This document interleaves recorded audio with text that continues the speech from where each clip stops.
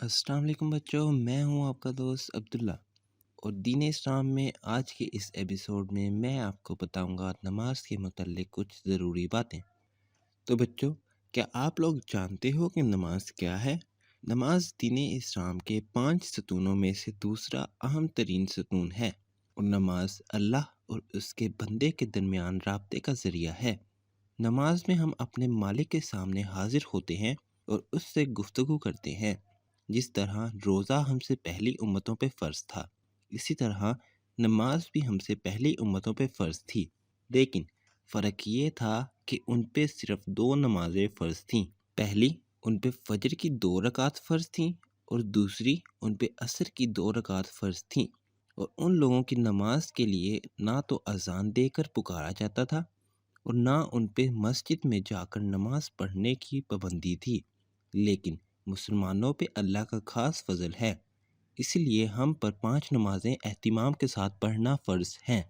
بچوں، کیا آپ لوگ جانتے ہو کہ پہلے مسلمانوں پہ 50 نمازیں فرض ہوئی تھیں؟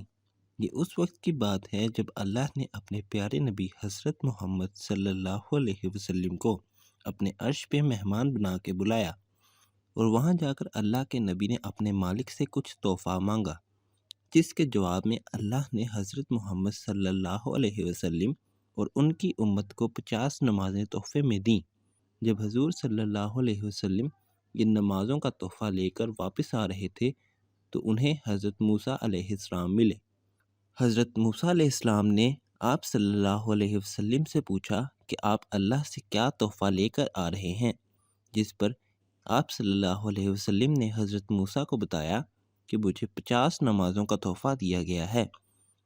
حضرت موسیٰ علیہ السلام نے کہا کہ آپ کی امت اتنی نمازیں نہیں پڑھ سکتی، آپ اللہ کے پاس جائیں اور ان سے کہیں کہ ان نمازوں میں کچھ کمی کریں۔ حضور اکرم صلی اللہ علیہ وسلم واپس اللہ کے پاس گئے اور اللہ سے کہا کہ اللہ پاک ان نمازوں میں کچھ کمی کر دیں، جس پر اللہ پاک نے 5 نمازوں کی کمی کی۔ حضور اکرم صلی اللہ علیہ وسلم 45 نمازیں لے کر واپس آنے لگے، جس پر دوبارہ حضرت موسیٰ علیہ السلام نے کہا کہ آپ کی امت اتنی نمازیں نہیں پڑھ سکتی، آپ واپس جائیں اللہ کے پاس اور اللہ سے کہیں کہ ان نمازوں میں کچھ کمی کریں۔ اسی طرح حضرت موسیٰ علیہ السلام نے آپ صلی اللہ علیہ وسلم کو بار بار اللہ کے پاس بھیجا، اور ہر بار اللہ نے 5 نمازیں کم کی۔ جب آخر پر 5 نمازیں رہ گئیں تو حضرت موسیٰ علیہ السلام نے دوبارہ آپ صلی اللہ علیہ وسلم سے کہا کہ آپ کی امت اتنی نمازیں نہیں پڑھ سکتی، آپ اللہ کے پاس جائیں اور ان سے کہیں کہ ان نمازوں میں کچھ کمی کریں۔ لیکن اس بار حضرت محمد صلی اللہ علیہ وسلم نے کہا کہ اب میں اللہ کے پاس جانے سے شرماتا ہوں، اور اس طرح ہم مسلمانوں پر 5 نمازیں فرض کی گئیں۔ اب نمازیں تو فرض ہو چکی تھیں، لیکن مسئلہ یہ تھا کہ اس وقت مکہ کے کافر مسلمانوں کی جان اور مال کے دشمن تھے، اور اگر مسلمان ان کے سامنے نماز پڑھتے تو ان کی جان اور مال کو خطرہ ہوتا۔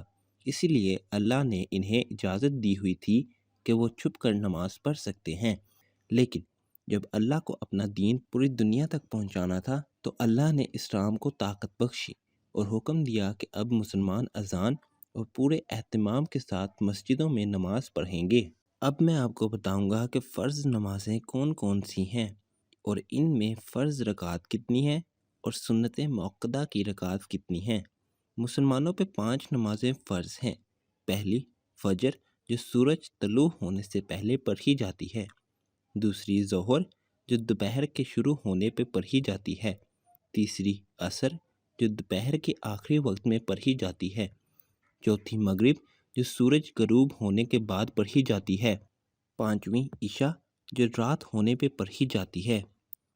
ان 5 نمازوں میں 17 رکعت فرض ہیں، جن میں 2 رکعت فجر کے، 4 رکعت ظہر کے، 4 رکعت عصر کے، 3 رکعت مغرب کے اور 4 رکعت عشاء کی، اور ان کے علاوہ 2 رکعت فجر سے پہلے، 4 رکعت ظہر سے پہلے اور 2 رکعت ظہر کے بعد، 2 رکعت مغرب کے بعد اور 2 رکعت عشاء کے بعد، اور 3 وتر عشاء کے بعد ادا کرنا سنت موقدہ ہے۔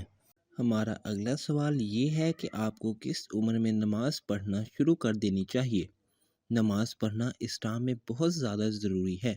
حضور اکرم صلی اللہ علیہ وسلم کی ایک حدیث ہے کہ بندے کے کفر اور اسلام کے درمیان فرق نماز ہے۔ اسی لیے ہر ماں باپ پہ فرض ہے کہ وہ اپنے بچوں کو نماز کی ترغیب دے۔ جب آپ کا بچہ 7 سال کا ہو جائے تو آپ کو چاہیے کہ آپ اسے نماز پڑھنے کا حکم دیں، اور جب آپ کا بچہ 10 سال کا ہو جائے تو اسے سختی سے نماز پڑھنے کا کہنا چاہیے۔ اسلام کے مطابق 15 سال کا بچہ بالغ ہوتا ہے، اور اس عمر میں نماز ہر بچے پہ، چاہے وہ لڑکا ہو یا لڑکی، فرض ہو جاتی ہے، اور اس کے بعد اگر نماز چھوڑی جائے تو اس کا گناہ آپ کے نامہ اعمال میں لکھا جاتا ہے۔ نماز کے متعلق کچھ مزید سوالات، جیسا کہ نماز کب توڑی جا سکتی ہے، نماز کے مکروہ اوقات کون کون سے ہیں، اور نماز چھوڑنے کا عذاب کیا ہے، ان کے متعلق میں آپ کو پارٹ 2 میں بتاؤں گا۔ اگر آپ کو یہ ویڈیو پسند آئی ہو اور اگر آپ نے اس ویڈیو سے کچھ سیکھا ہو تو چینل کو سبسکرائب کریں، اور مزید اچھی ویڈیوز کے لیے بیل آئیکن کو پریس کریں۔